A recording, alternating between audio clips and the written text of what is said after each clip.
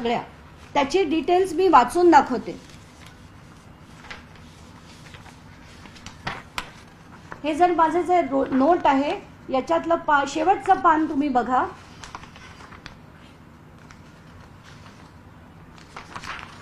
हे जे 500 कोटी अतिरिक्त मागण्यात आले होते त्यात पिवळे चिकट प्रकाश सापळे, सेंद्रिय आणि रासायनिक खते, बॅटरीवर चालणारे स्प्रेअर पंप, बियाणे प्रक्रिया यंत्र म्हणजे मॅन्युअल पण आणि इलेक्ट्रिक पण, स्पायरल ग्रेडर, सोयाबीन रिपर आणि नंतर multi crop crusher, multi electric boule आणि सोयाबीन स्टोरेजच्या ज्यूट बॅग हे वेगळे वेगळे देण्यात आले.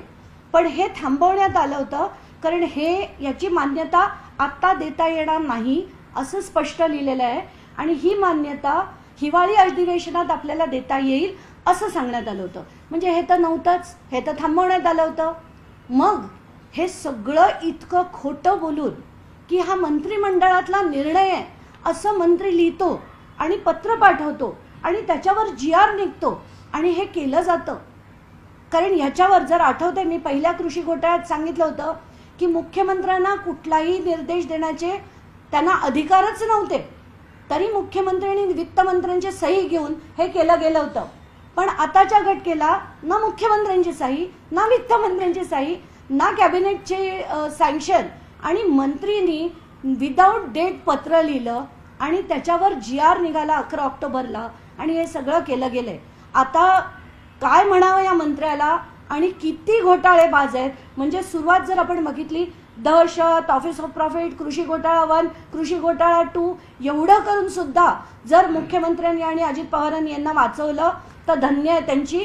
आणि खरंच म्हणजे महाराष्ट्राच्या शेतकऱ्यांनी कुठलीही अपेक्षा या सरकारकडनं ठेवू नये एवढं मात्र नक्की. मंत्री किंवा मुख्यमंत्र्यांच्या सहमतीशिवाय GR निघाला असं तुम्ही म्हणताय केवळ धनंजय मुंडेंच्या पत्रावरती? बिलकुल. म्हणजे त्यांच्या दोघांच्या कुठे कॅबिनेट अप्रुव्हलच नाहीये. याच्यात आधी त्यांनी निदान ते पुटअप केलं होतं आणि त्याच्यावर वित्तमंत्र्यांची आणि मुख्यमंत्र्यांची सही होती. याच्यावर काहीही नाहीये. आत्ताच्या घटनेला म्हणजे मंत्रिमंडळाचं सँक्शनच नाहीये. असं असताना यांनी हे करणं कितपत योग्य आहे? 500 कोटी दिले गेले नाही पण त्यापूर्वीचे जे 200 कोटी वेगवेगळ्या वस्तू ते झाले ना झाले ते मी कन्फर्म केलं झालंय म्हणून. तर इतका मोठा हा घोटाळा आहे. पूर्वी तुम्ही कृषी वन घोटाळा काढला होता, तो जवळपास 530 कोटीच्या जवळपासचा तो होता. नाही, तो 342 कोटीचा आधीचा होता आणि 200 कोटी ॲडिशनल.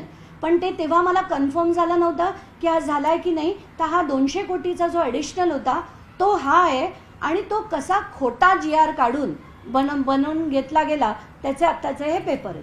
खोटा GR कारण त्याच्यावर कुठलीही कॅबिनेटचा नॉड नाहीये आणि त्यांनी त्याच्यात सरळ लिहिलंय.